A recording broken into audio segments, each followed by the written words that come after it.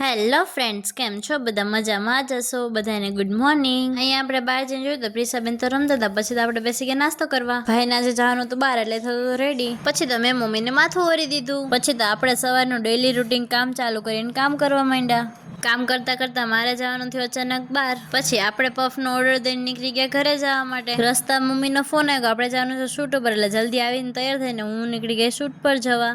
Finally અમે location ઉપર આવીને શૂટ ચાલુ કરી દીધું હતું. પછી આપણું શૂટ પતી ગયું એટલે આપણે વહી ગયા પફ લેવા. પફ લઈને હું મમ્મી નીકળી ગયા ઘરે જવા. ઘરે જઈને અમે રેડી થઈને વહી ગયા જીથુડી. શનિવાર હતો એટલે હનુમાન દાદાના દર્શન કરવા જ પડે.